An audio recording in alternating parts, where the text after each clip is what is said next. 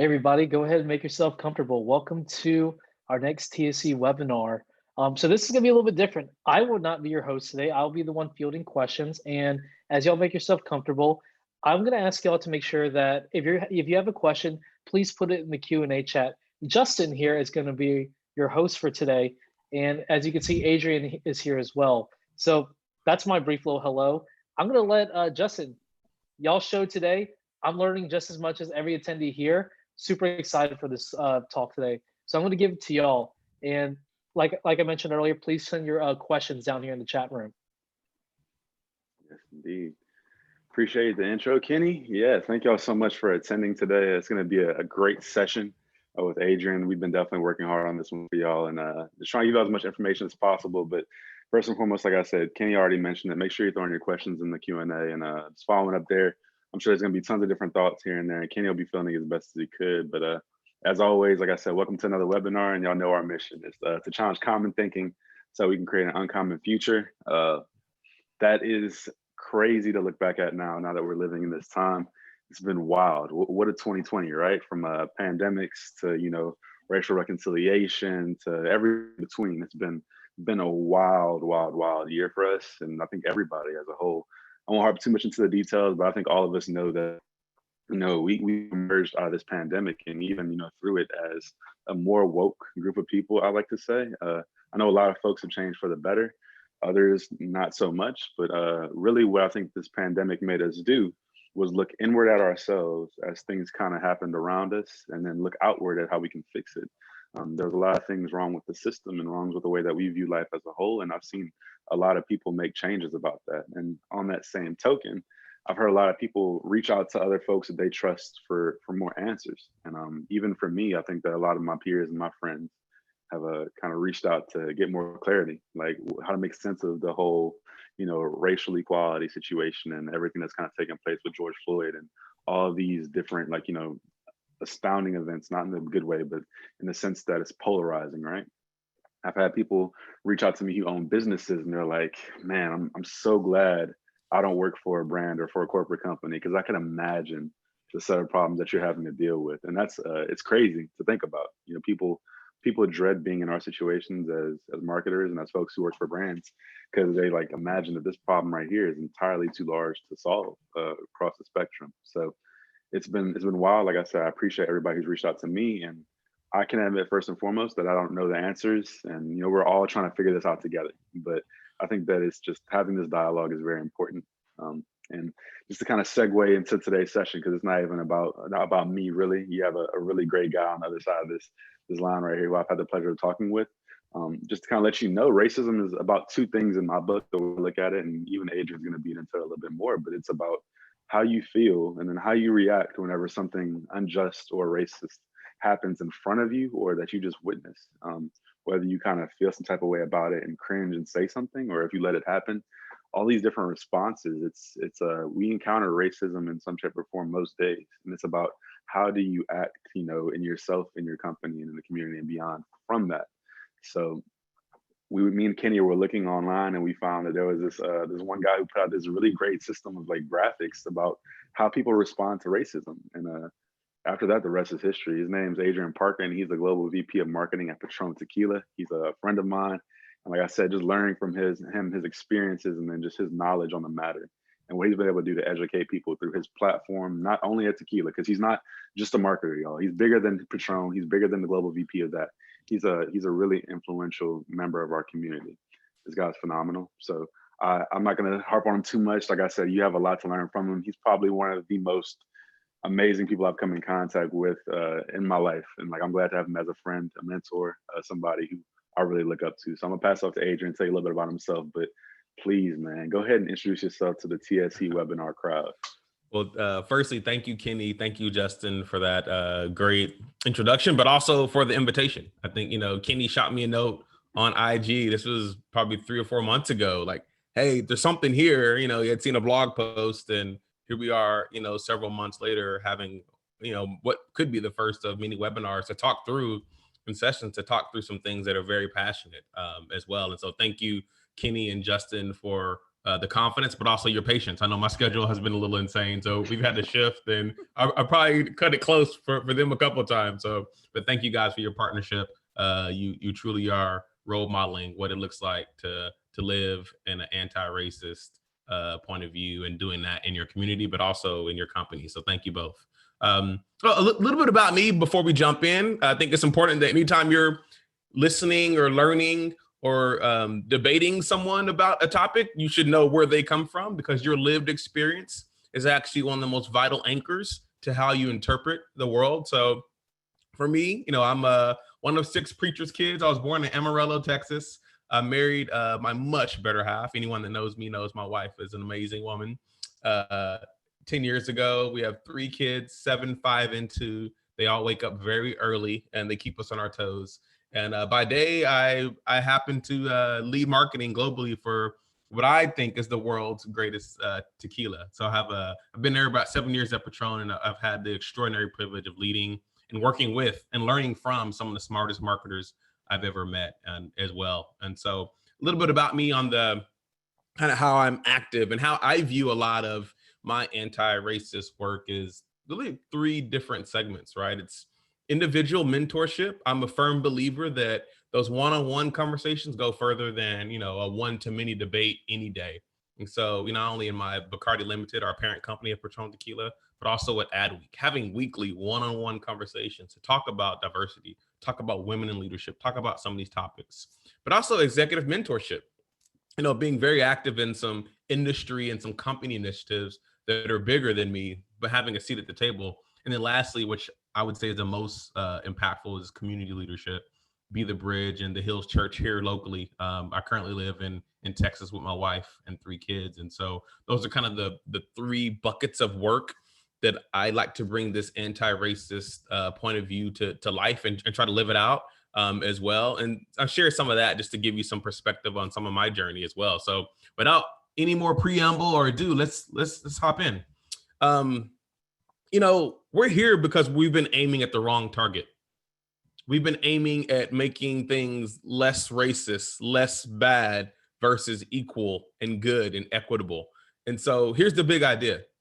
Anti-racist leadership is your job. White, black, whatever color, man, woman, it is your job. And we all play a part in using our advantage for others. I know that word advantage or privilege sounds lofty sometimes, but I think my goal, for this conversation is that we merge with, at least a mindset change and a spark that causes us to question and think how we can move from not only just being like less racist, but being vocally and vehemently anti-racist. Reflect on my own journey. This is about 12 years ago. I asked myself a question related to another issue. I was just came across in news some of the atrocities that were happening in Eastern Africa. And for whatever reason, this story just hit me like a ton of bricks. And I think oftentimes, we're immune and desensitized to bad things. So you hear about tsunamis and earthquakes and things happening in foreign countries, they just don't impact you because they don't feel as close.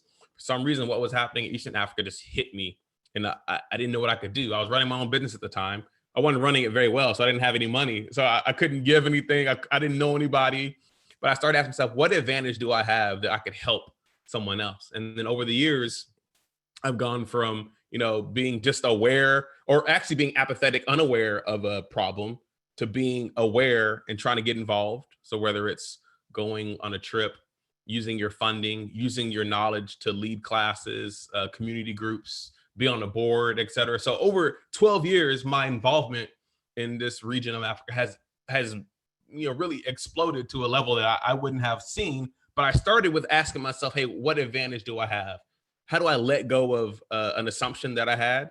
I learned how I could get involved, and now being in a position to lead people and do that. So I say all that not to brag on myself. This is not about Adrian worship. It really is about to share you the concept that we're going to talk to today, which is simply the concept of unfollowing.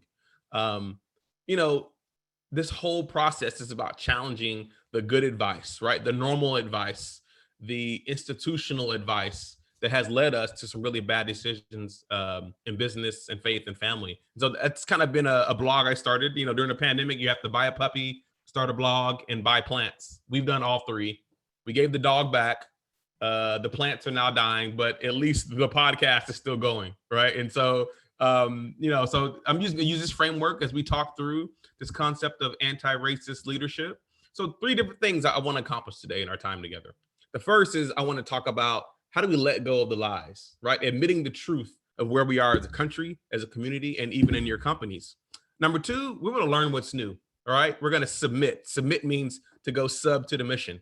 So we're going to submit ourselves to learning, right, some of those facts, some of those points of views, and then we're going to lead what's next. I think we're all here, if you're on a call or a webinar about anti-racist leadership, because you know there's a problem, but you want to be armed with tools and you want to be armed with a point of view that helps you move this along, right? So going from confession to conversion to compassion. Compassion means to suffer together, right? So you're actually getting in the problem with someone else. Going from awareness and acceptance of a problem to now I'm actively working against it. Going from repentance, right? Saying, hey, I did something wrong through inaction or action, to reconciliation and reproduction, where now you're creating other anti-racist leaders in your organization.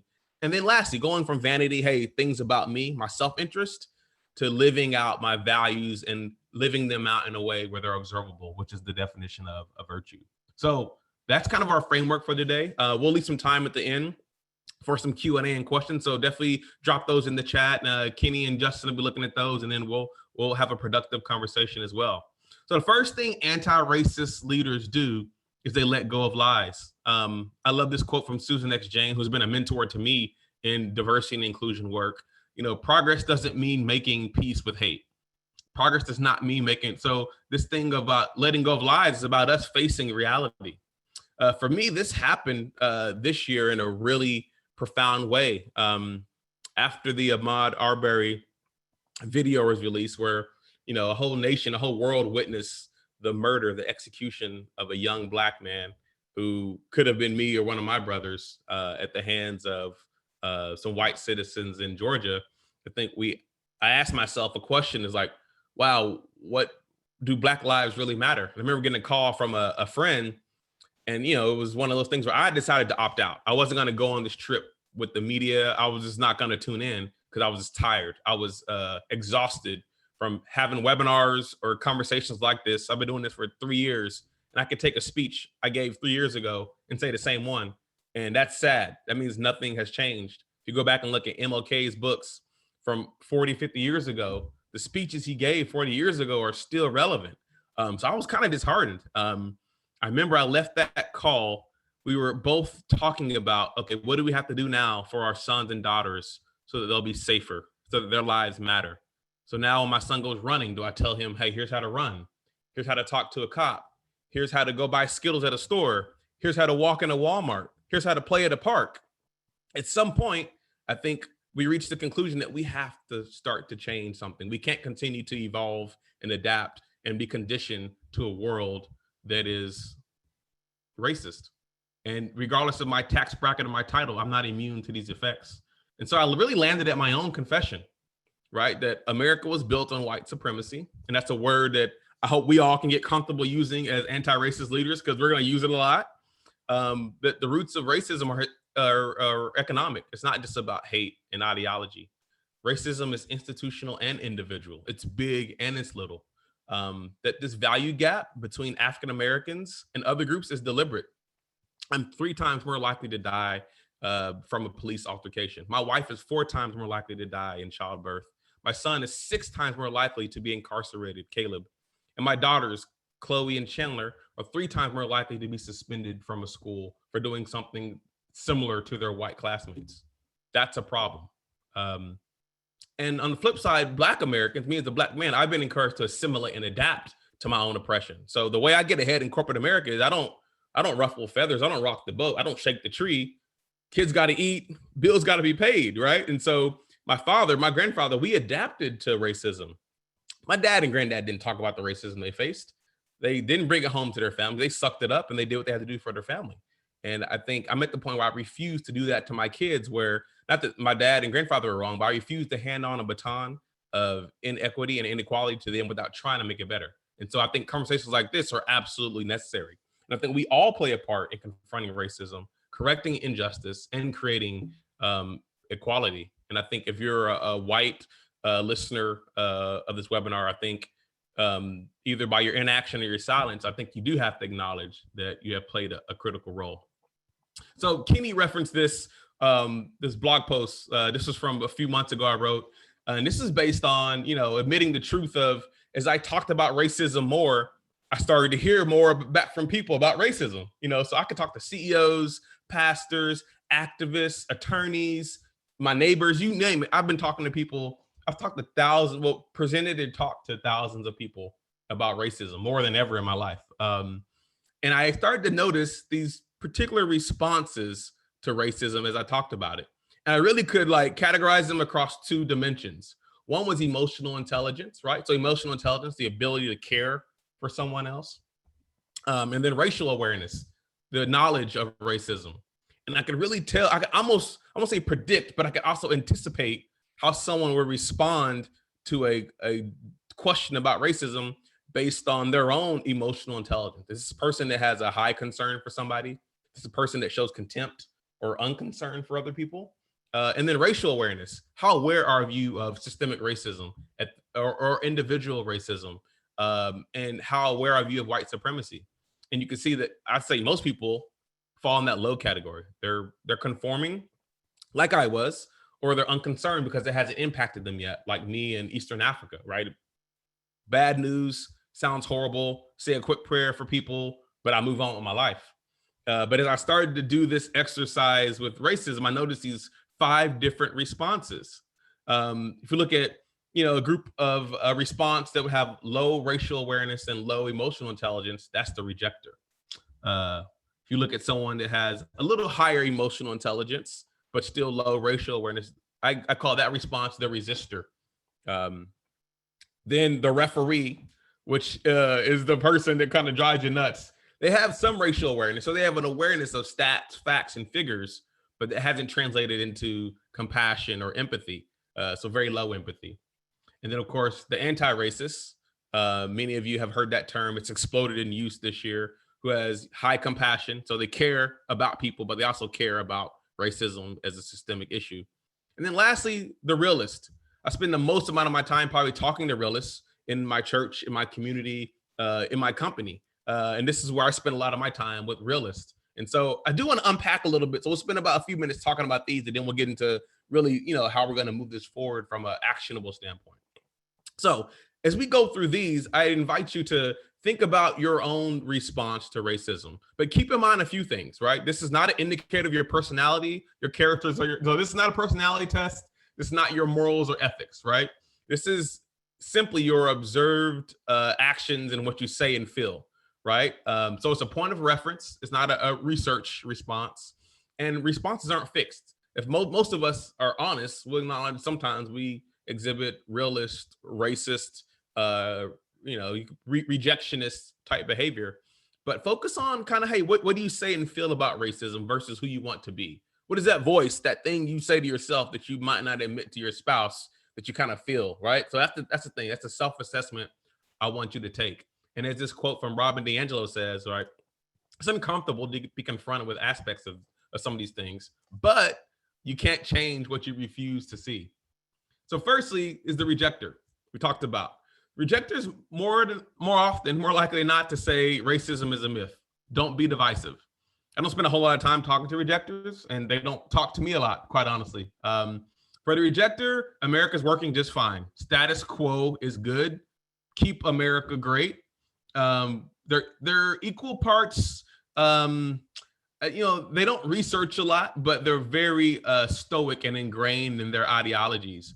They actually see my perceived success, my title, my zip code, as actually evidence that racism doesn't exist, because if it worked for you, it works for all of us. To a rejector, change equals defeat. Compromise is for cowards, right? So truth is treason to a rejector. It's this idea, I'm a good American. Black people should just comply. And it really is motivated by power, which you could use the word power in politics interchangeably. And they're in denial. Like I said, I don't get to talk to a lot of rejectors, but if you have rejector friends or family members, this will arm you with a way to talk to them. Second group, the resistors, right? So the resistor, oftentimes they're not always religious or of Christian faith, but I found a lot of them that I interact with do have strong religious convictions.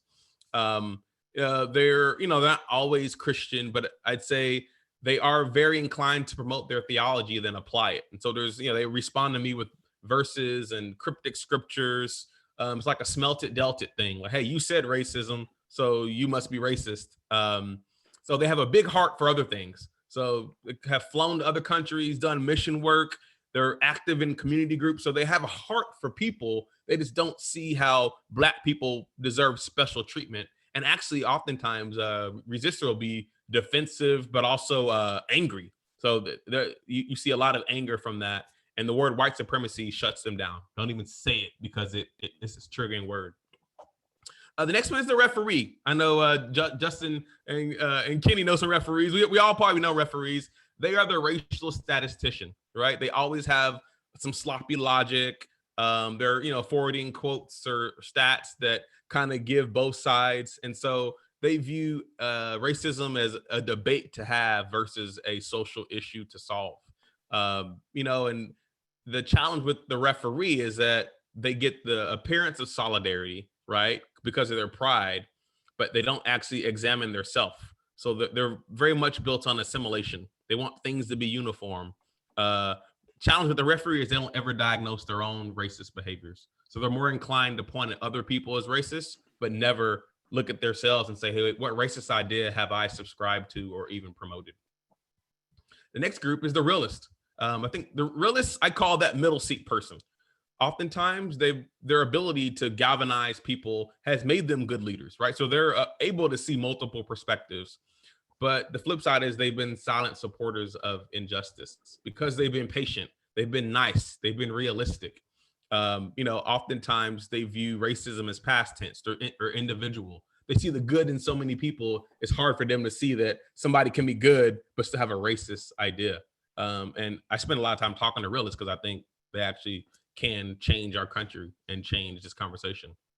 And lastly, the anti-racists, right? High racial awareness, high emotional intelligence. They're actively engaging in social justice issues. I'd say the golden question is this: in the past 30 days, have you done something to benefit somebody that doesn't look, vote, pray, or think like you? Something actual.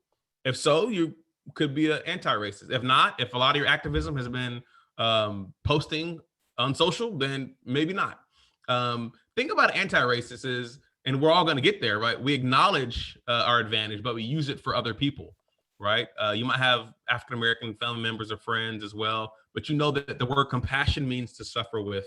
And until America works for everyone, it won't work for you. And so you've kind of taken this journey alongside yourself. So I'd love to do this quickly. I won't, if you guys feel comfortable, what response best represents you? Just drop it in the chat. Drop a comment as well. I'd love to share among everyone. Like, what do you feel is your kind of response to racism? I gotta be honest. For me, I've been a realist most of my life because I anticipated racism, but I didn't necessarily do anything to counteract it. Oftentimes, as well. So, like I said, it's not a exercise in shame or guilt or to affirm who you are. This is actually just an observational tool. So as you start anti-racist work or leadership, you can leverage where to use your time, where to use your influence for other people. So yeah, definitely drop us a note in the chat. If you feel comfortable, share kind of, where you think you are. And guess what? It can change. It's adaptable. But so as you're dropping that, I'd love for my buddy Justin to kind of share his perspective. I want to get out of slides and PowerPoints. Let's go into like, how does your response to racism impact others? I want him to share a quick story of how, being as a Black man, how interacting with somebody can actually have an impact, whether or not you know it or not. Yes, indeed. I mean, these are all great. And I know there's a couple different things in the chat that we're going to try and address here, as well as a couple different comments. I'll say personally, I think I fit kind of along same lines as you, Adrian, with the realist line, because it's like, we know about racism, we know it's there, but even so, to dive a little bit deeper on something that we might be facing, I think that, we found a way to kind of meld into America as Black men. So it kind of makes us not immune to anything, where the world looks at us the way it looks at us, but we kind of fall in to this different mind to where we're kind of in that realist state. So me personally, I think that that's where I might have been floating for the longest until everything kind of went down. And my own personal experience really is crazy enough. I mean, a lot of y'all probably in this actually know me, so you know how I am as a person. I really try to impart positivity and share the good news out there about like what I'm going through and how I feel. I'm very forthcoming in my thoughts about things. But when everything kind of initially went down, I would kind of go on these Instagram rants, and I try to speak mainly facts. And if it was something related to feeling, it was just about my personal feelings as a Black man. And I remember I posted on Instagram just some different stuff about how like I felt like at the time, it was just misunderstood. I felt really misunderstood as a young Black man. Like, how do people not understand what I'm going through right now? Like the fear I'm living in constantly, the lack of appreciation I feel, in the sense that like, people love, like everybody loves Black folks, right? But they really, what it is, they love our culture more than they love us. And at the time I really felt like I was kind of in the back. I was like, man, I'm not feeling it right now. I was feeling really kind of beaten down about stuff. And I posted some stuff just saying like, like, why is it like this? And basically, a well-respected member of the community, who I looked at as a friend at the time, they responded. They swiped up on an Instagram story and was like, "Oh, I'm here with you, brother." And this kind of fits into that resistor mentality. I think the resistor, the referee type, like a little blend of the two. And he's like, I feel you, brother, but I'm just saying, how come in the Black community, whenever a kid gets shot, like nobody wants to uproar for that? And I was like, what? He's like basically hinting at the fact that like in the Black community, whenever there's Black on Black crime, we aren't over here burning down shops or doing anything that he thinks is a common response for, like a Black person. And I was like, wow, you really have no idea that like it's way, way, way deeper than that, man. Like, do you really honestly believe that whenever these things don't happen, whenever Black on Black crime happens, or even police, like, police being unjust and all these different things that happen in the community, you think that we don't feel that? Like, you don't think that there's mothers crying, that that friends yearning for their friend back in life? I was like, you really think that we just, if it's Black on Black, we dismiss it, and if it's white on Black or police on Black, then we uproar?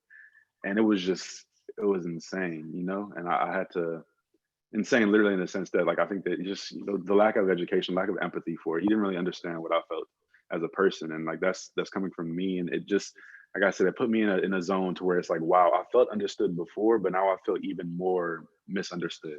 And then you put the responsibility on me as a young Black man to educate you on something that you don't believe. That was a really, really tough spot to be in. So just like I said, your response is, there's nothing wrong with it. There's nothing wrong with how you respond to racism. And like Adrian mentioned, you float between all of these. But it's about, being aware of that, and, changing and trying to lean more towards anti-racist whenever you can, and then being aware of how you react to somebody who's of color and how the effect it may have on them. That's good. Yeah, thank you, Justin, for sharing that. I think it's so critical to know that excuse me, your response actually impacts other people, especially as a leader. You can be a multiplier of anti-racist behaviors, or you can be a multiplier of racist behaviors without even knowing it.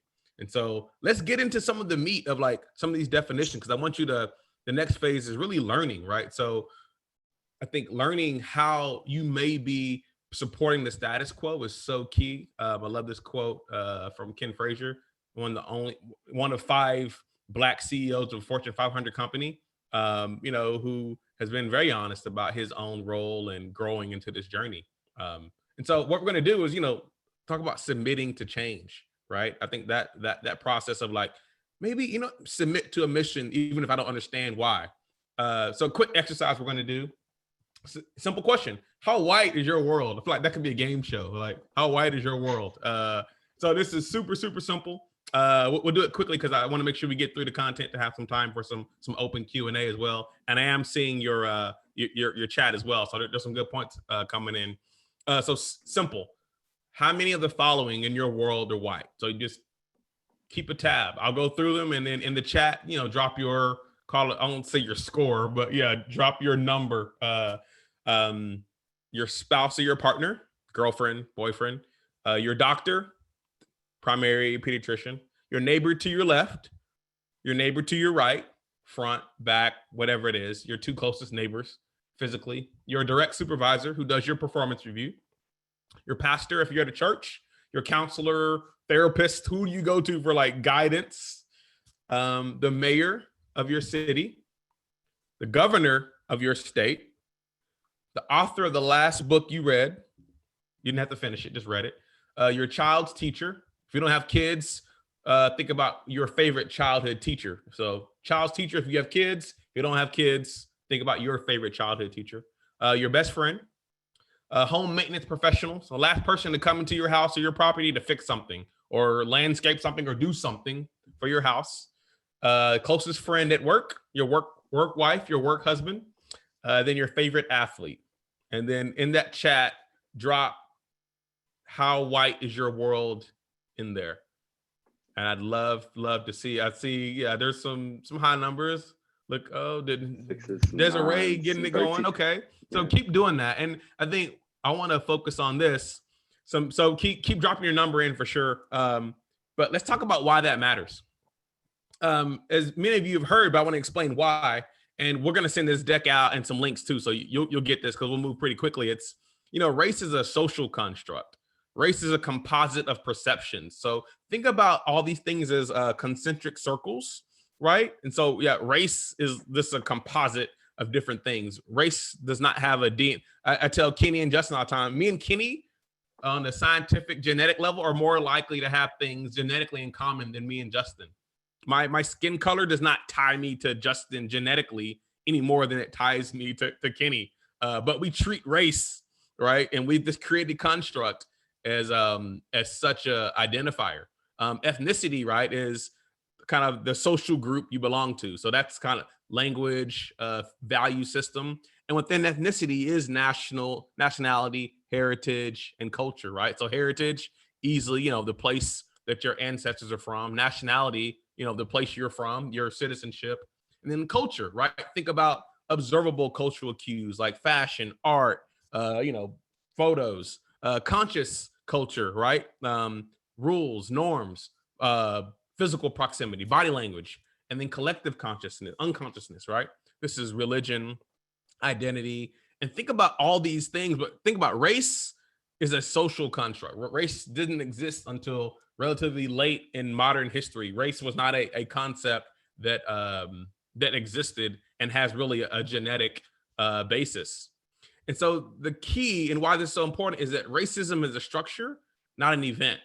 So think about a stereotype. These are the building blocks of how racism works. A stereotype, right, is you generalize a group, right? It's I generalize a person. Oh, you are this. I put you as a part of that group. So because I have brown skin, I'm black as a race, whether or not any of those other things matter. And then based on stereotypes, we build prejudice. Prejudice is just a negative judgment of a person. So, your agent's a part of the black group. Oh, he must not work as hard as his white colleagues. He's probably lazy. And research shows that blacks, by and large, are seen as lazy by majority of Americans. And then you add discrimination to that. So discrimination is just acting based on that prejudice. So now, hey, I don't want to hire that person, or they feel like a threat. So now I'm doing an action based on my own prejudice. Then, of course, you ladder in racism, which is that collective snowball of prejudice and power. So now I've got laws, policies, institutional structures that are enabling racism at a level. So it's not just about, hey, I think black people are this or that, or hey, my own individual perception. It's the ability of your racial prejudice to be aligned with your power. So me thinking Kenny or me thinking my white supervisor having a prejudice approach is wrong, right? But my prejudice isn't backed up by institutional power. When you combine prejudice, discriminatory or derogatory attitudes and actions with the power of the government, the power of financial institutions, the power of banking and mortgage and loans, the power of healthcare, that becomes racism because the structures give your prejudice power. And so that's the definition I want you to use for racism is prejudice plus power. So, and also think about this, it's not binary, it's a spectrum, right? So it's not, are you racist? Yes, no. It really is like, well, we all have racist ideas, right? It's not a not a fixed identity. It really is a spectrum. And so the important thing is that words, ideas, they matter, right? So it used to be, oh, being not racist was good. Oh, I'm not racist. No, it's not good enough. If you're going to be anti-racist, it's not good enough to consider yourself not racist, right? Unity does not equal uniformity. Uniformity is we all look the same. Unity is celebrating our differences. Acceptance is a commandment, a requirement, right? Commandment, if you're religious, it's acceptance. Agreement is a luxury. We don't have to agree. Equality does not equal diversity. Getting people at a table that look differently from you is a good step, but not the finish line. It's the first step. So think about like why these words matter. So like you can have a hurtful conversation that's hard to have with your mom or grandfather about racism, but you're not harming them. But that hurt might be a requirement to have that conversation. And think about guilt and shame, right? Guilt says I did something wrong. Shame says I am wrong, right? So the guilt of, hey, I've been inactive. I've been a realist when I should have been anti-racist. That's good guilt. Guilt can be constructive. Don't let it be shame, destructive. You're not a wrong person. You have had wrong ideas and wrong interactions. So you're not wrong as your identity. But I think it's so important that we start to move beyond your character. I'm not racist. I'm honorable. I volunteer. Whatever you are, to compassion. Compassion means I suffer with somebody. I'm doing something for somebody else actively. So here's the definition, the distinction between racist and anti-racist, right? And I want you to, give me a drop your note in the chat. Which one do you think you are? Racist is one who is supporting racist policy through their actions or inaction or expressing a racist idea. An anti-racist is the inverse, one who is simply supporting anti-racist policy through their actions or expressing an anti-racist idea. I gotta be honest, for most of my adult life as a 41-year-old Black man, I'm racist. I've had racist ideas. I've, through my inaction or my silence, I've supported racism. I've had interactions where I didn't push back. And so race, I'm a victim of racism, but I'm also have been complicit because I haven't necessarily been vocal. And so I would fall in that category. Now I'm anti-racist means now I'm actively supporting these things. And so it is perfectly fine we toggle, and it's not a fixed narrative, but I think we've got to de-weaponize the word racist. Get comfortable saying the word racist and be okay saying, hey, yeah, I was a racist idea. It's not a bad word. It's not fighting words. Used to be you call somebody, well, now if you call somebody racist, I mean, whole families split. But you got to be able to talk about racism. It's like you talk about sexism, materialism. Like, yeah, I mean, that was a sexist comment. I should have done that. Man, I was materialistic. I was really greedy about this. Like, I've had times in my life when I've had to work with some of these things, but if I wasn't able to talk about it, articulate it, it wouldn't be helpful. And so take a screenshot of this or a snapshot on your phone, some books worth buying. I've roughly aligned them with like where you are on the journey. So from rejectors to anti-racist, these are some reads that have helped me along the journey from, or if you have friends that you want to recommend a book, we'll talk a little bit about some resources at the end and we'll send this out, but definitely some books, some links, some resources to kind of take you through that journey.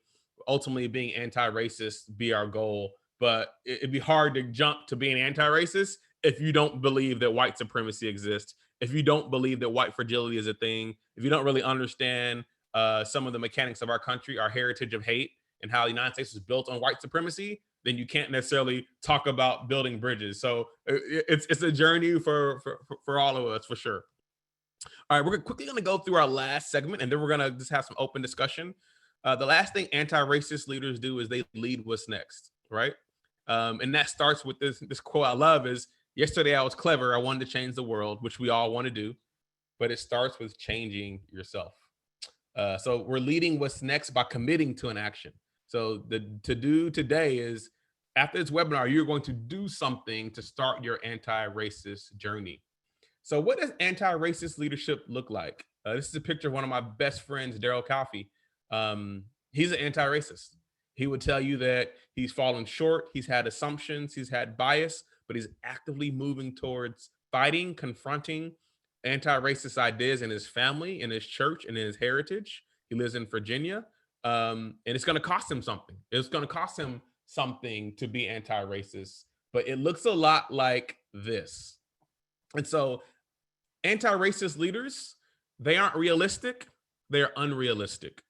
We don't want to be not racist, right? We don't want to do what's nice, we do what's necessary. You be kind, kindness is important, but we don't have to be nice about hate. We don't create projects, we create change. If you are still struggling with your own personal journey, I would advise you to don't unleash the tools of management and bureaucracy without having that change for yourself. Don't manage mindsets, change their minds. Second one, go from being afraid and silent to being afraid and active. I talked to the CEO of Ben & Jerry's. He'll tell you, oh my gosh, they get so much credit for being socially justice savvy. And it's like, they're scared half the time. Like, he's uncomfortable. It never feels good. Before I post a blog or do a podcast or this webinar, I'm never feeling good. This isn't a conversation I want to have. I want to talk about being I don't know, the best marketer in the world. I want to talk to you about tequila. I don't want to talk about being Black in America, but I got to take that fear and still be active. Don't take selfies. This is not about you. Don't brag about it. Take responsibility. Spend more time talking to others. Don't talk about people. And then lastly, don't share stats, share stories. Share your story specifically. So with that said, if you want to be an anti-racist leader, it's time to get to work. All right, you guys ready? Buckle up, buckle up, buckle up. All right, here we go. Stretch your fingers a little bit. There we go. All right, get the notes ready, get the screenshot ready. All right, first thing we're going to do, the unfollow, right? We're going to let go of lies. This is that personal challenge, right? The reality is facts don't change people's minds. Research shows that, and now people create their own facts. There's entire news networks and blogs and social media networks created where people can create their own facts. So facts are becoming less powerful. And the goal for an anti-racist leader is this: do your thinking in private before you speak in public. I lost count of how many people I've been on calls where I've had to follow up with somebody and say, that wasn't the right way to say that. You intended X, but it came across as Y. So find your folks that you can have a conversation with before you're doing this work. But let go of the lies that being a realist is okay. Let go of the lies that say being not racist is working. Let go of the lie that says diversity and charity are my contribution to anti-racism. They are not the same. So what we're going to do, you're going to listen and watch a podcast or film about race in America this week. Some of you have already watched some of these. So I would just say, if you have already watched some, skip to the next one, where it's share with a friend or colleague, someone who is different from you. So either different politically, ethnically, etc. Somebody who maybe might not agree with you, and then schedule a call to have a conversation. Simple. And these are a few podcasts. I conveniently did put my podcast on there. There's an episode we did about the same topic. So if you want to find that, it's just Google Unfollow Podcast, Adrian Parker, it'll pop up. But there's some podcasts to do some amazing work. Many of you have probably seen some of these. And in video, I think Uncomfortable Conversations with the Black Man is really, really good. National Geographic had a whole story, video, and editorial on Black and white, where they go into the genetics of it. So you see how silly it is that we're actually talking about race when it actually isn't a thing. And then Netflix and, of course, Just Mercy are amazing stories that will rip your heart out at how little we've been educated about race. And I think, one thing to do too is ask yourself why you don't know some of these things. Ask yourself why the footnotes of racism have been erased. Ask yourself why we're just learning now about so many of the atrocities in our country. It's not an accident. Second thing we're going to do, we're going to learn what's new. So your professional challenge is this: you're leading in the dark. You're leading people where you haven't been yet. I'm leading my team to be anti-sexist while still trying to figure out, hey, what are the sexist things that I've done throughout my career? Or I've never spoke up for a female coworker, right? And so now I'm having to I got to learn and lead it while I'm still figuring it out myself. And so you learn by doing. Don't wait till you're an expert in racism to start working on it. So start to translate your values into your virtues. So if you're an individual contributor, meaning, you don't have a team at your job, you're one of one, take a look at your organization's response to racism, not just their D&I diversity stuff. Hey, how have you responded to racism in America? Ask that question to your head of HR or your head of D&I. How are we responding? And then volunteer for a church assignment. Volunteer to get involved. And if you're a manager, you lead a team, commit to a project. It doesn't have to be a project that you have to get permission for, like at the board level. micro project. What can you do in your team, your budget, your division, where you take on directly supporting an anti-racist outcome in your business? I'll share our Patron, and I don't do this to talk about Patron as in we're getting it right. Just a great example, right? So I shared that slide before. I'm involved in organizational meetings and industry, but also I have a team. So I'm a Black man leading a brand that benefits from the Black community. These are all programs my team is doing on their own. So I'm not taking credit for these. I just, as a leader, I have the responsibility to enable them to do anti-racist activities. So we're investing in Black musicians and creators who inspire culture just as much as Patron Tequila does. We're investing in our Black trade partners. Trade is like bartenders. We're helping them own their own businesses and start their own bars. We're investing in the Black community by hiring actual Black people into marketing. I am the only African-American at my level in my company. The only. Many times I am the only Black face in a room or a call. That's got to change. And then lastly, systemic racism. We got to do things to fight in our community, in our company, but also to change it for our kids. So those policies, those laws, and those governmental institutional things, we have to contribute to those. Even if as a marketer, I sell tequila, I can't necessarily change a law, but I can help elevate and support the people who are actually doing that work. And then the last step is really just leading what's next. Change happens in circles. It doesn't happen on webinars or calls. Hopefully you change your mind, but you're not going to change someone without actually getting in a group and a conversation. So spend less time talking about people, more time talking to them. Get in a circle. I've had chats with people who voted any kind of way. I've had talks with people, 70-year-old guys that admitted they're racist. They hated Colin Kaepernick. I mean, I've had so many conversations with guys that have been crying because they admit where they're wrong, or they actually are bullish about what they don't think is racism. But get in a conversation. So your to-dos, join a local organization that's already doing the work. You don't have to create something new. Get involved in your community. Go to bethebridge.com. They're an amazing group that I'm a member of that is really doing the work. They are a faith-based organization. So if that's not comfortable for you, there's a number of organizations in your area. And then coordinate a project that allows you to measurably do something that improves Black lives. And don't post about it in social.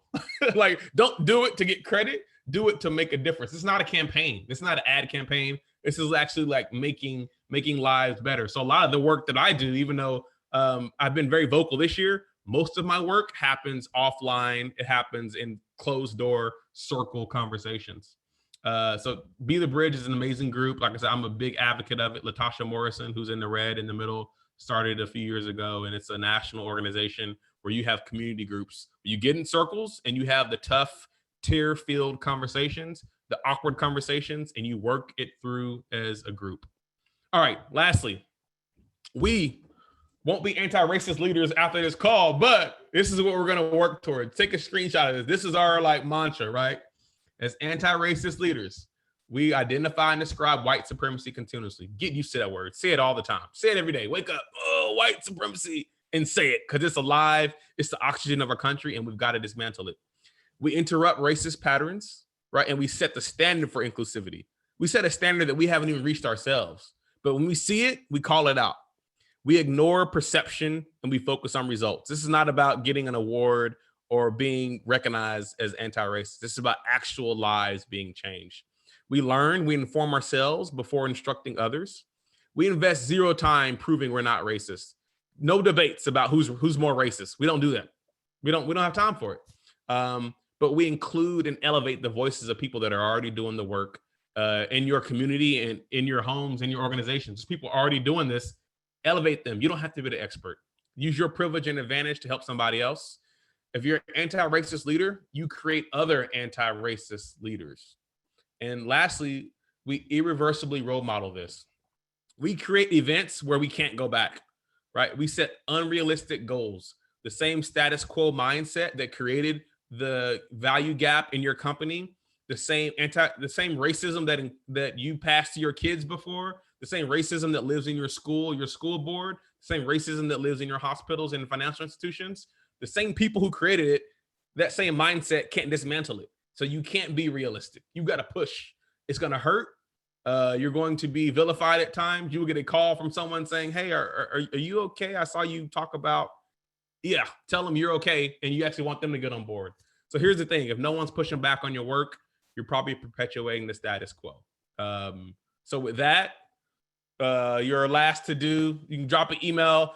Email Kenny first, because honestly, he'll reply faster. My inbox looks like I don't know. It's the jungle gym of crazy activity. But we'll send out not only a copy of this presentation, but a video as well for you to share with a colleague. So we'll get on that right after. And I'm going to shut up for a second and let you guys ask questions. Thank you for having me. Yes, be indeed. gentle in chat. I mean, that was insane. I think that, I mean, even me, working with you on the content, just hearing it all, man, it's insane how many good bits and pieces were in there about the whole subject matter, man. I think that everybody in the crowd, if you could see the chat, they've been going crazy. Everybody just, calling you down, preaching you down, like, man, yes, and then asking tons of great questions. I see so many questions, and we're gonna do our best to try and answer them for y'all. I know we got about 10-15 minutes left. We don't want to hold everybody up too much, so I'm gonna pass off to Kenny, kind of field them, and then Adrian and I will both chime in and respond as needed to some of the questions. But Kenny, please, if you want to unmute people or wherever it may be. Yeah, we're gonna actually take some questions now, and we're actually gonna go live with questions. And the first one is Robin Mayhall. So Robin, I'm gonna actually unmute you, and for anyone here that I call out, I'll unmute you and go ahead and ask your question. And these questions here will be directed to Adrian and Justin too. So Robin, you're up first. And you're now unmuted. Okay, can y'all hear me? Yep. Yeah. First of all, Adrian, thank you so much. I can't say anything more than that. This was wonderful. And my question has to do with allies. I've really been inspired and been working toward, as best I can, toward becoming an anti-racist. And I have a really wonderful best friend who's a woman of color and has really helped me for many years understand better. But my question is, I'm disabled and I'm also an activist for the disabled. And I wonder if there's a place for people, like me with other differences. Oh, I should say I'm white also. And is there a place for people with other differences in this conversation? And how can, we be allies for each other without, possibly taking the spotlight off the really, to me, the huge problem, the most important, I guess, in a way, problem of systemic racism? That's a great question. Well, hey, thank you, Robin, for sharing and kind of interacting today. I think there's this notion, and not that you have it, but I think sometimes we view it as like a zero-sum game. Like, hey, if I'm investing time here, it's taken away. But I think absolutely you're right.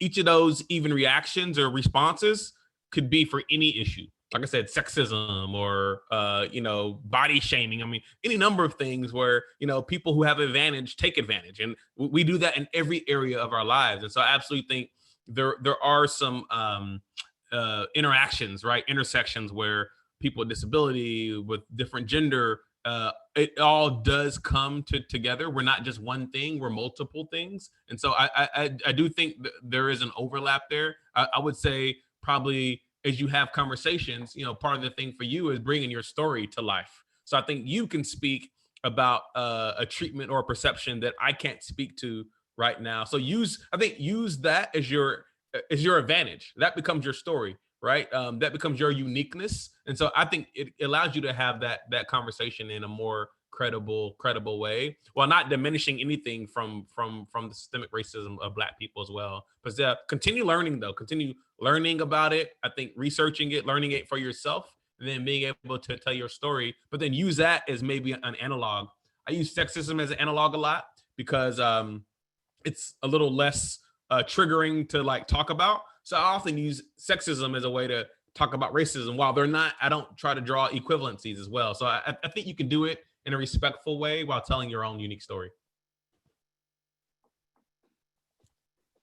Yes, indeed.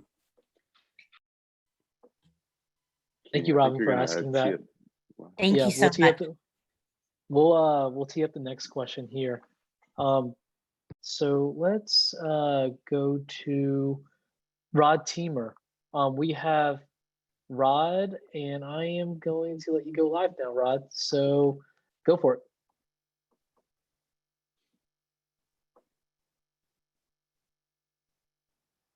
I think you're on mute, Rob, if you're talking.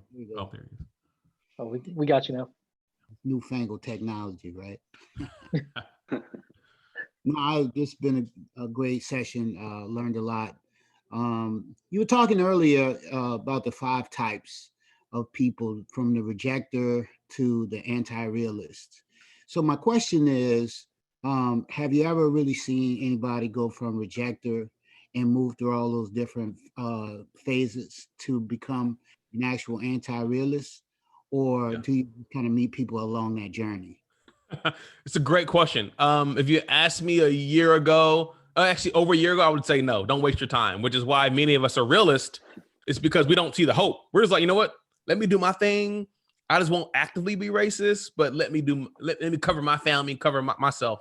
I've seen it. It happens, but it only happens in circles, which is why I said the change you want, it's not going to be a debate or a post. It's not going to be an argument. It's going to be a virtual circle during COVID, where you get to know somebody and they hear your story. You guys read a book or a blog together and you talk through it. And I've seen grown men crying with tears in their eyes because they realize, like, I never even knew being Black was that stressful. And you think about things as a Black man I never even thought of, right? And they start unpacking some of these things. They're like, wow, like, I get it. Like, I've seen it. I've seen it happen repeatedly. The Be the Bridge, I recommend that so much because I've seen it happen in those circles primarily. As well. So yeah, it can happen. Somebody can go from a rejector or a anti-race or a racist or a rejector to an anti-racist, and or at least having anti-racist ideas. And it starts with letting go of the lies, right? They believe lies for so long about the lack of white supremacy, and then they've learned, and then they're leading now that charge. So that unfollow, I've seen it happen. I know it sounds crazy because you don't see it happening a lot, but I think we've got to be that change. And then as you lead other people through it, we got to start sharing those stories. So I've absolutely seen it from people I never thought possible. But it's a slow process, but each one teach one. I'm gonna echo a little bit what you just said, Adrian. Yes. Very, very quotable, man. I'm gonna echo what you just said too, Adrian, because it's like it's not necessarily that's who you are either. Like it's not like you're stuck in one quadrant. Like, you know, you flow between all of them. They're all states of being. Like I mentioned earlier in the chat, it's like it's a state of being, not who you are. So, you know, you might be anti-racist one day, then you're a realist the next. It's really like it's case by case and how you respond to these different things. And you're not ever just locked into one. You might exhibit more traits more often than others, but it doesn't mean that's who you are as a person. Yeah, that's good. So I think we have only a little bit of time left to answer. We're going to make it 3 questions. If you missed your question, go ahead and ask me it again via email. We'll make sure we get to Adrian. The next one I'm going to actually give to Katrina Nichols. So Katrina, you're up next. I'm going to tee you up here. So you're now live. So Katrina, take it away.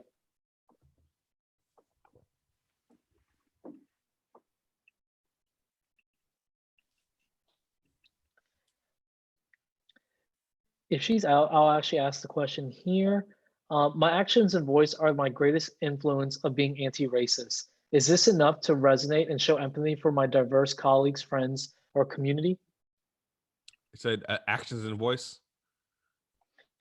Yeah. So my actions and voice are my greatest influence of being anti-racist. Yeah, it's good. I think it starts with advocacy. Advocacy means listening first. Activism, acting. And so, yeah, I think it starts with that. It starts with listening and learning, but action is oftentimes the missing ingredient. Action is probably what separates a lot of realists from anti-racists. And so I think leaning into the action phase, whether it's doing something for somebody that doesn't look like you, doing it regularly as well. So I'd say, yeah, absolutely are the building blocks. And it really is just all about being human. You know, like compassion, right? It's just, I saw a need and I met it. Right? If you boil it down to the essence of it. So absolutely, that's the part of it. But focusing on actions, things that I'm doing that are observable, measurable, repeatable, versus debates and arguments. So absolutely, no, I think I applaud that point of view. Yeah, that's more than enough, and it's more than what a lot of us have been doing. Thanks for sharing that. We have Rachel Rhodes next with her question, so I'll tee her up. Rachel, floor is yours.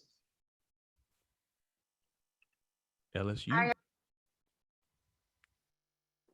Whoops, that was my fault. I actually disabled her. Rachel, you're back on. Go ahead. LSU. Hi, can y'all hear me? Oh yeah. Yep. Gotcha. Great. So thank y'all so much for this webinar. I thought it was very excellent. I think one of the things I struggle with is I am very much an empathetic person, but I avoid conflict a lot. And so there's so much I much want to understand much better and learn as a white woman from my fellow Americans that are people of color and Black Americans. And so I want to definitely be more educated.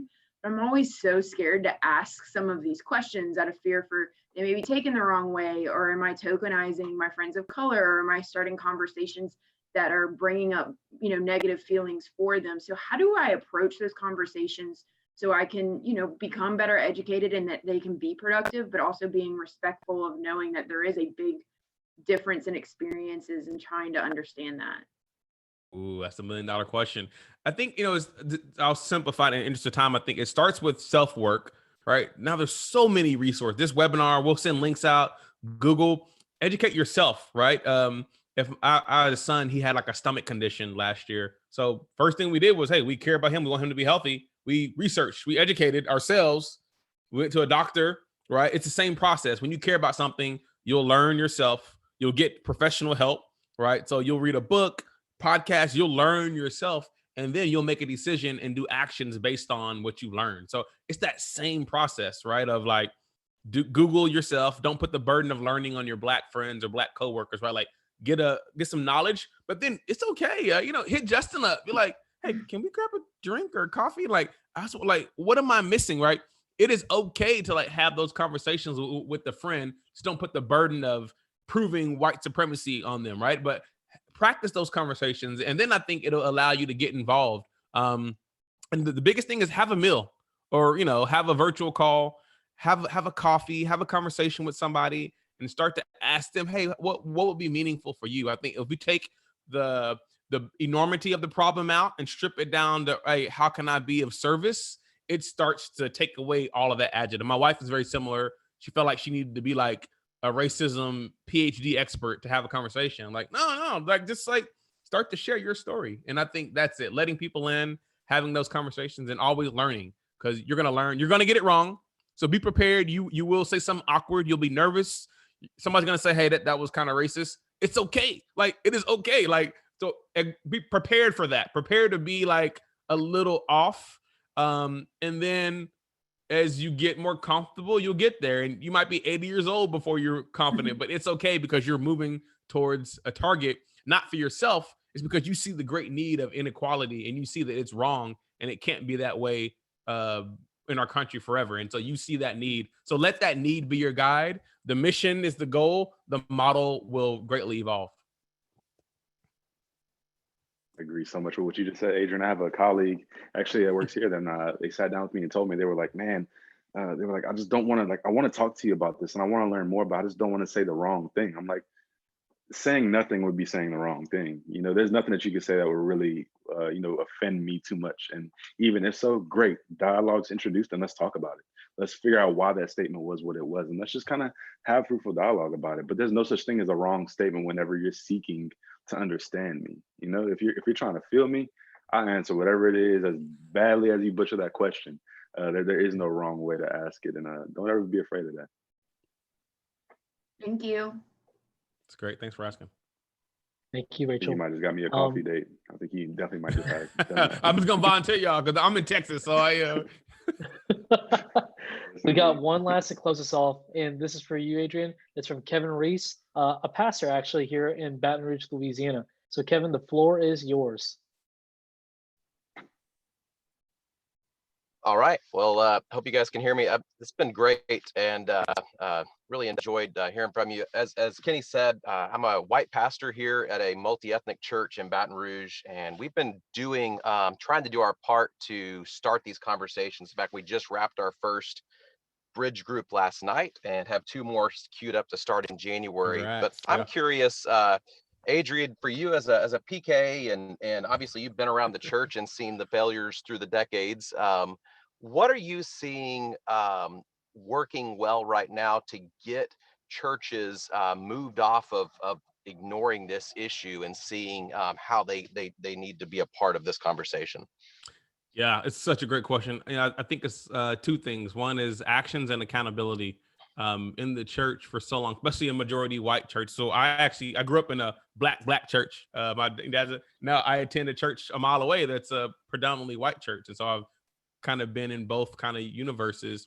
I say if you look at it from a action and accountability perspective, the church in America knows how to activate. When it's a building fund, when it's a mission trip, when it's youth organizations, we know how to raise money. We know how to get the right people involved. We have staff, budget, timelines, deadlines, just like Kenny and his agency. The church knows how to get stuff done. When it comes to racism, is the only issue where I've seen entire churches reduced to like, and it's not disrespectful to you, Kevin, your church, but reduced to this like this preschool mentality of like, well, I don't know what to do. Feed me, lead me. And so I absolutely applaud your church for Be the Bridge. Is such a great transformational tool. But I think it starts with that same accountability mindset we have for every other area that's important to us as kingdom builders, as the image of God. We got to bring that to light every day. And so I think it starts with the action of having those happen as well. And then leadership. I can't tell you how many times, I don't know what your structure is, if you have, a board or elders, whatever. I can't tell you how many times I've talked to church leaders who we know we need to diversify our leadership, to get more people here, when people want to be multicultural or multi-ethnic, we don't have leaders or senior positions. And then I get the word they say, but we got to hire like qualified Black people. We got to hire qualified Hispanic people. And it's just like, and so I think the church has to get beyond this idea that like by being multicultural, it's like it's diminishing some line in the sand of qualification. I think the body of Christ looks a lot like a multi-ethnic church, and I think that's got to be the line in the sand. And that the spectrum between love and truth, you can be both. The truth of the gospel is way much bigger than my skin color, way much bigger than ethnicity. But to love me is to actually take my pain as your own and to do the things in your church organization that help make that community better for people. So justice work is Jesus work. Absolutely. So like I said, to summarize it, I think it's like actions, the same energy we bring to other church programs, the same thing, budget, people, timeline, etc. And then obviously, the leadership, the accountability of that, making sure our leadership teams in those key roles, we have the right people at the table, at the leadership tables to help guide you and make those decisions. And as a white pastor, I'd say one of the most powerful things you could do is submit to a Black leader in your city. Let him or her be your mentor. Let him or her come speak to your community, like share your platform. That's one of the most powerful things you could do, because it'll start to role model, I think, some of the posture that has been missing for so long in the American church. Great question. I have lots of thoughts on that. So I have a whole other webinar, me and you, Kevin, on just the Christian church response to this. That's great. I appreciate it. And I'll just throw this in. So I'm actually the executive pastor. We actually just transitioned and hired a Black pastor to take over a church that was a predominantly white church. And so we are trying to start at that leadership level and get it going. Yeah, so it's so critical. It's so important. Good luck on the journey. I'd love to stay in touch and follow along. That's great. Thank you. Wow. Would y'all look at that? Like, that is crazy. The vastness and the diversity of people that we have here. We have pastors in my community, out here doing that, and then people from brands all over. It's just been, Adrian, I just want to say thank you for who you are in the Black community and in the professional realm and beyond that, just in the world, man. You're really leading the charge for this, and such an influential person. I'm thankful to know you, and I think that everybody here, they really they appreciated your time and all the effort you put into this, y'all. If y'all would have seen how much work Adrian put into this presentation for y'all, it was amazing. So I just want to first and foremost say thank you to you, man. It's been amazing. I know a lot of folks have questions they've been trying to get in. Feel free to just email me, email Kenny, and then we don't want y'all to skimp on those to-dos at all. Y'all definitely got to shoot some email, that way we can send this presentation out to you, and I can really start to build momentum. all this stuff right here is for nothing if you don't really go out and try and make a change, which is why we push you to do that. So we'll be sure to send this deck out. We're going to follow up with all of y'all. And like I said, hit us up. I mean, this is something that's a constant effort. You know, this is not going away anytime soon. Yeah. We got to put in effort every day. It's work, you know, and then Adrian said earlier, it's time to work, y'all. So just want to thank y'all so much once again. Feel free to hit us up, and we'll be back with another webinar pretty soon. But much love, Adrian, my guy, and we'll hit y'all up later. Awesome. Thanks, everyone. Have a good one. Take care, everybody. Thank y'all.